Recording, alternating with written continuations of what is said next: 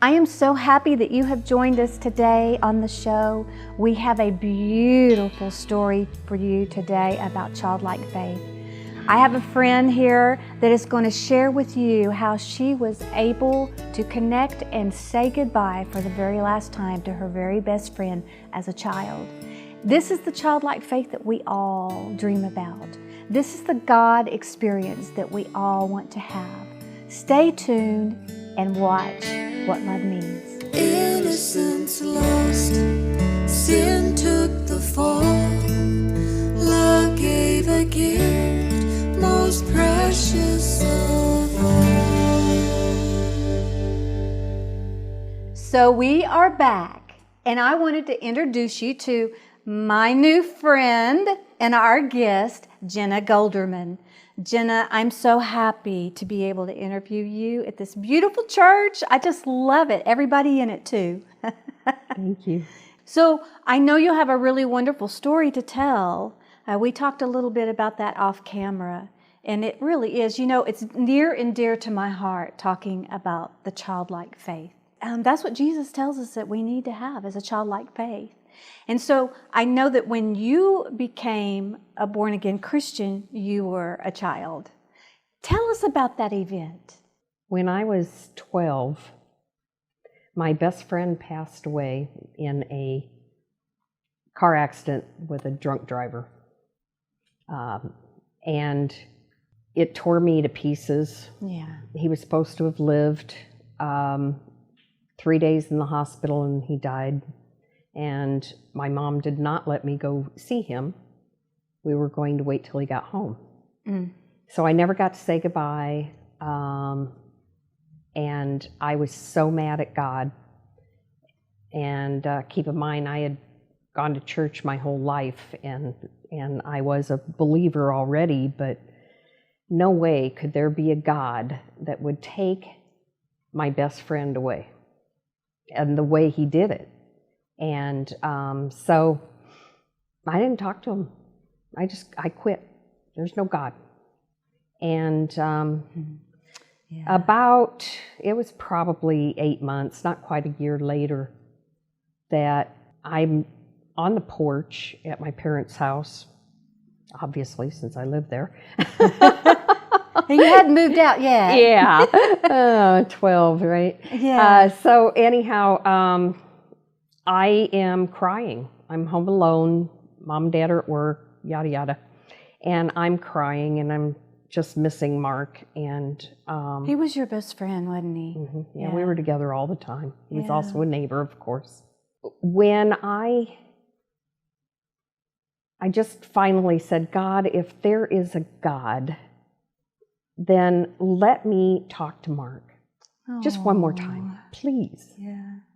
And next thing I know, I'm in another city that I don't recognize. Just boom. Wow. And it was what was weird and memorable were the steps or the curbs for the street were that deep. And so it's like nothing I've ever seen before. The older buildings and everything. And when he died, when the car accident happened, it was the day before my dad's birthday. And so I'm on this street, and here comes Mark walking up the sidewalk.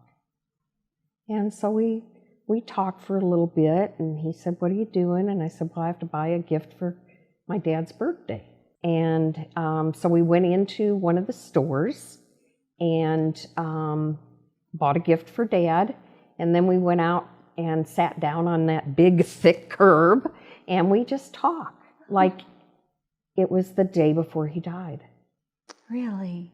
And when all of a sudden he goes, well, I have to leave. And he got up and left. And so next thing you know, I wake up on the couch. I sit up. So I don't know if I was asleep, but it definitely was not just a dream. Yeah. Because on the coffee table was that gift. That's crazy. If that had not happened, Yeah. I would have thought it was a dream and blew it off. But because of that, I know beyond a shadow of a doubt that God is real. He is. Yes, ma'am. And he's shown me many, many times over in my life that he can do anything. He certainly can. Physical, spiritual, supernatural. Yes, absolutely. All of He it. can raise the dead, Gina. He's real. Absolutely. And He can do whatever he wants. yeah, the proof is what, I mean, you ask, you receive. That's the big deal. A lot of times, if we think something can't happen or something isn't possible, sometimes we hold back from asking because we're like, well, you know, that's not possible, so it'd be silly for me to ask. But because of the childlike faith that you had, see, that's what I like. I think for me, it was at the time, it was in desperation. Yeah, you were hurting. And then he showed me he was real in such an astounding way, Yeah. you know.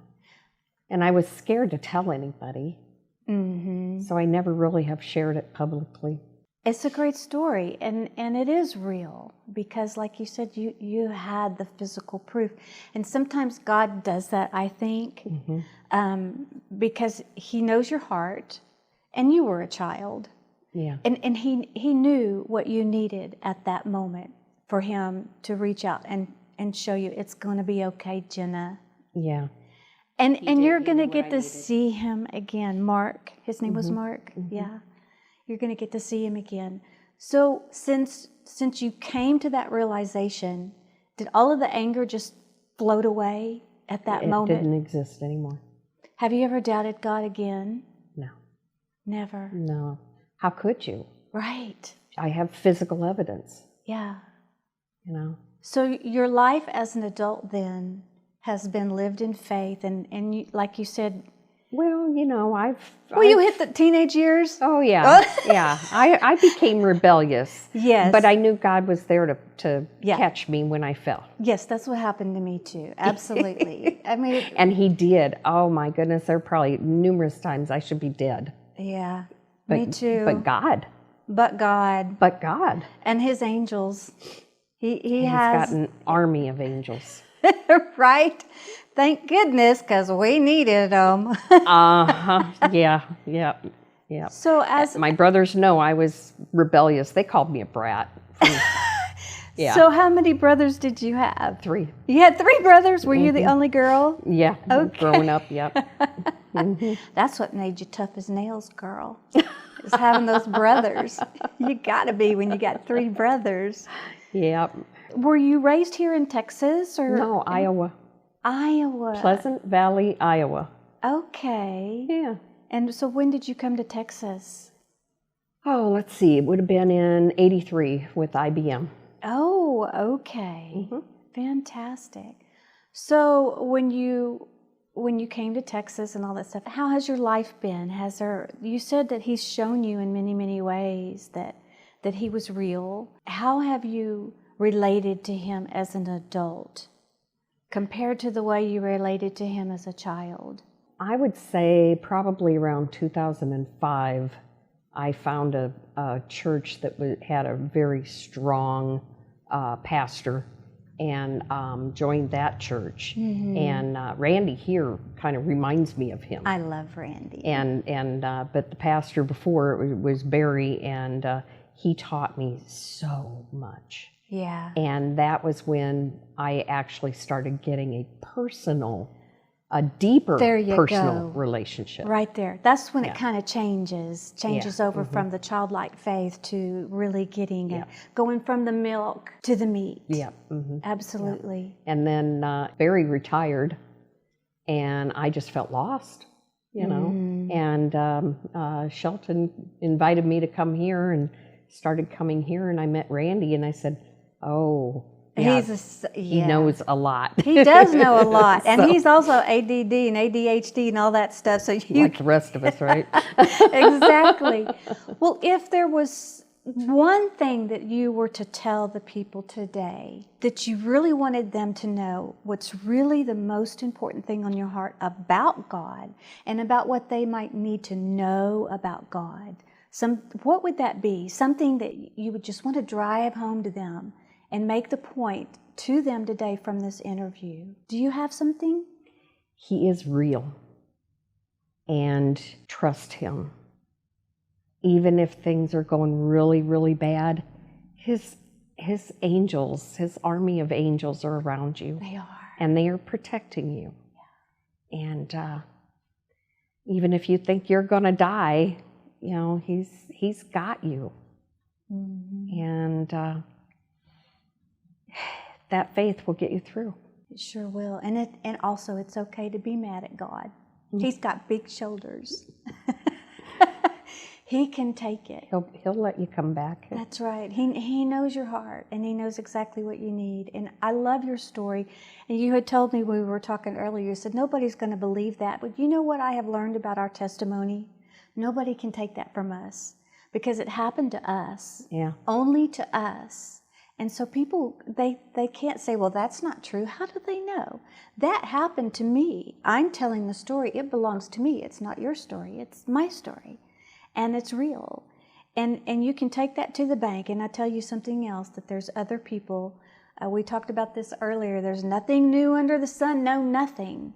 And there's somebody else out there that has had a similar experience. They may want to reach out to you. How would they do that, Gina? Well, I have an email address they can email me at. It's G Goldermann, Goldermann, @yahoo.com.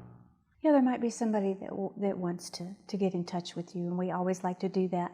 And I also want to that's the Texan in me, but I want to thank Godly Methodist Church for letting us be here for the third time. It's just a wonderful church and a wonderful body of believers. And remember also, if you would like to sow into the ministry of What Love Means and HTV Ministries, we have so many ministries that are just really growing.